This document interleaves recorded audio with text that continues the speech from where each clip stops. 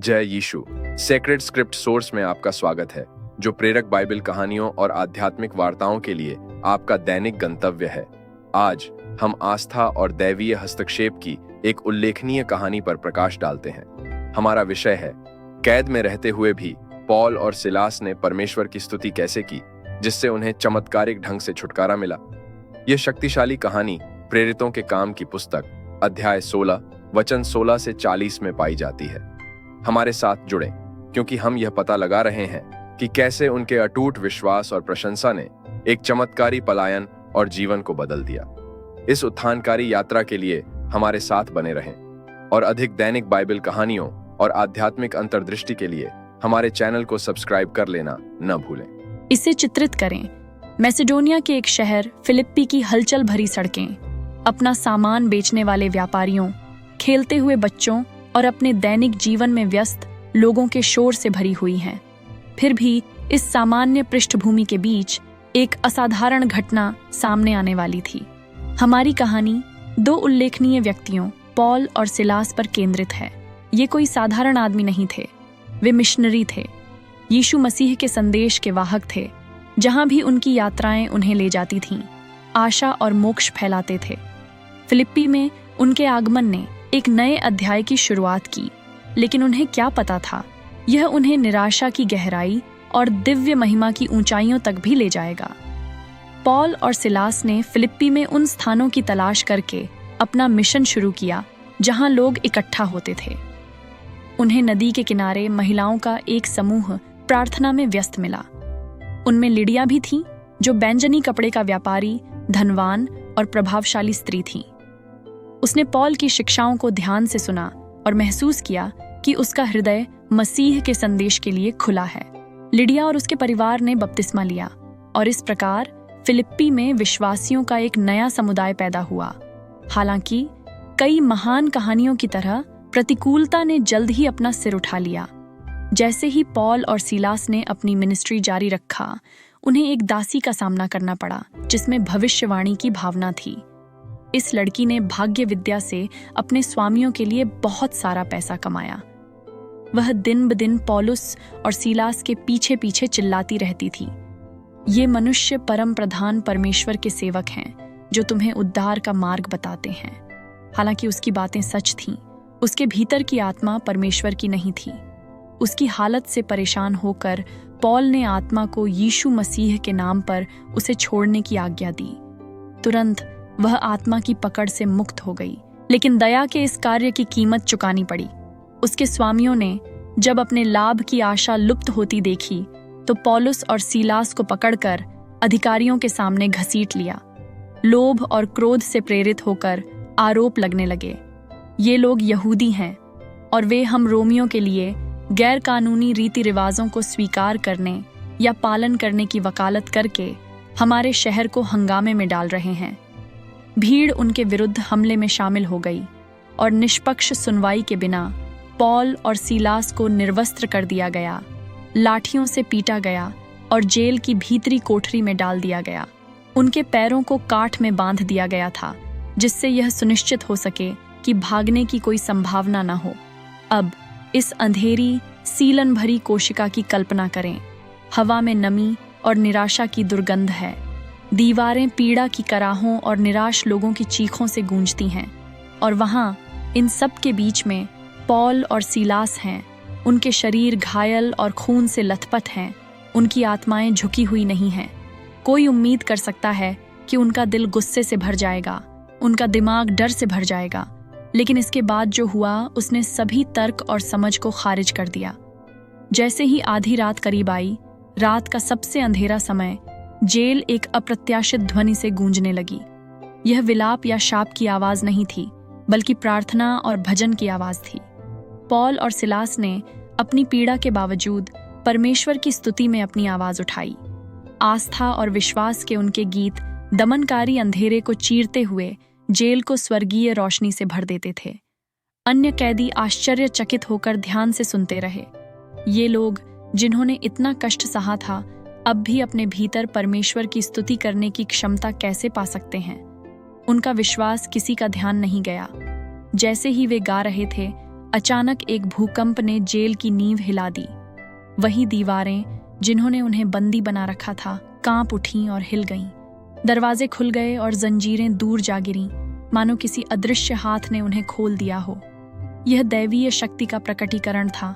Paul और सीलास के विश्वास और प्रशंसा की एक चमत्कारी प्रतिक्रिया थी। अफरा तफरी के बीच जेलर जाग गया और उसने जेल के दरवाजे खुले देखे। यह मानते हुए कि कैदी भाग गए हैं, उसने अपनी जान लेने के लिए अपनी तलवार खींच ली, यह जानते हुए कि अपने आरोप हारने का दंड क्या होगा। परंतु पौलुस ने चिल्लाकर कहा, अपने आप को हानि न पहुंचाओ, क्योंकि हम सब यहाँ हैं।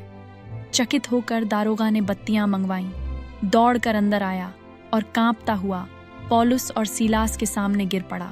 सर, मुझे बचने के लिए क्या करना होगा? उसने उन घटनाओं से अभिभूत होकर पूछा जो उसने देखी थीं। पॉल और सीलास ने उत्तर दिया, प्रभु यीशु पर विश्वास करो और तुम बच जाओगे, तुम और तुम्हारा परिवार।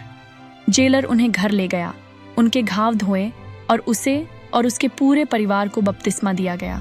वह रात जो अंधेरे में शुरू हुई थी, दिव्य प्रकाश और मोक्ष की चमक के साथ समाप्त हुई। मेरे दोस्तों, यह विश्वास और प्रशंसा की शक्ति का एक प्रमाण है।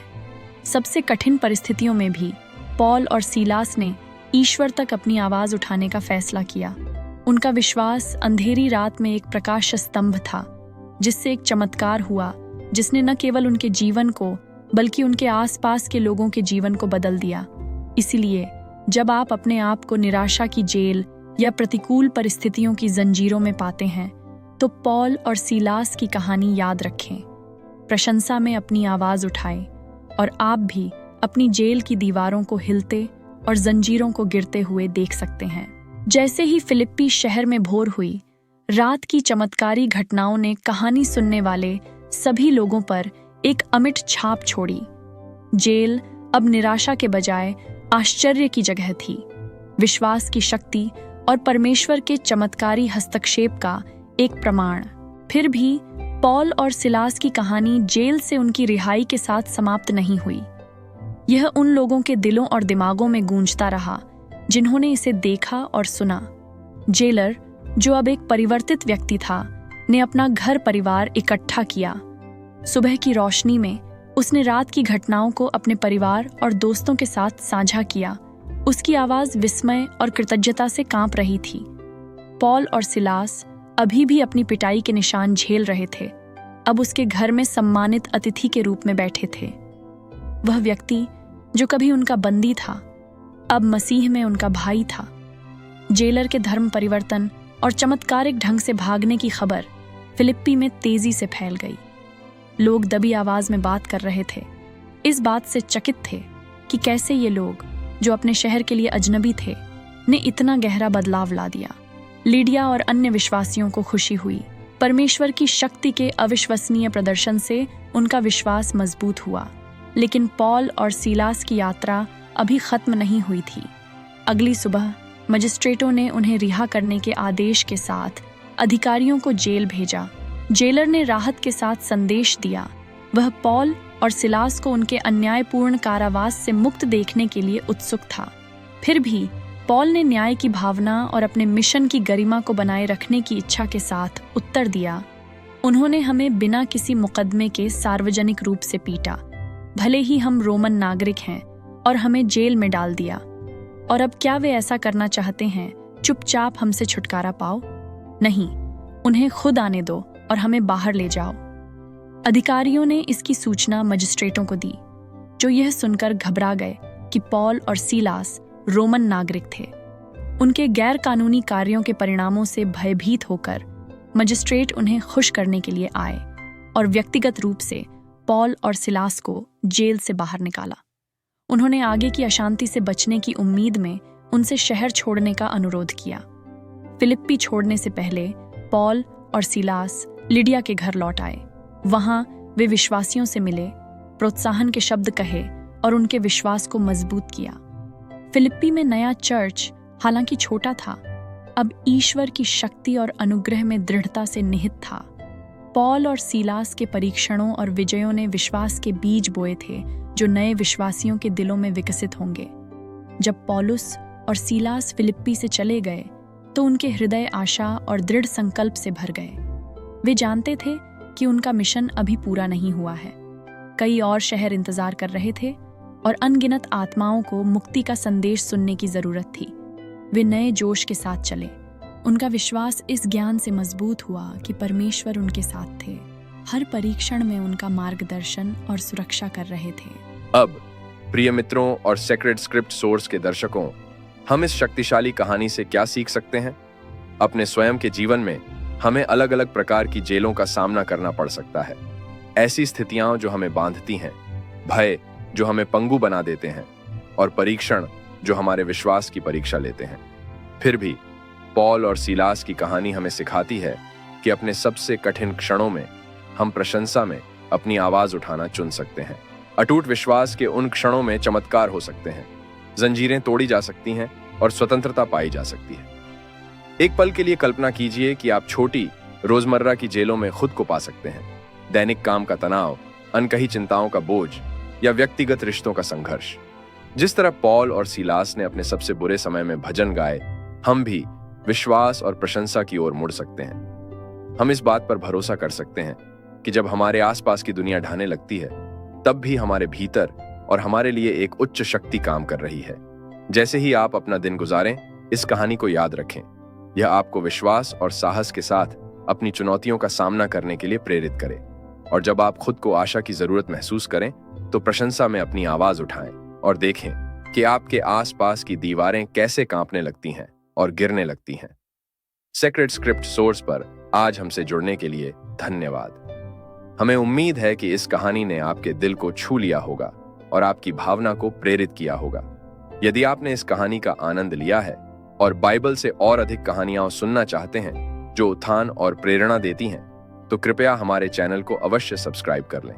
आपका समर्थन हमें हर दिन आपके लिए ये शक्तिशाली संदेश लाते रहने में मदद करता है।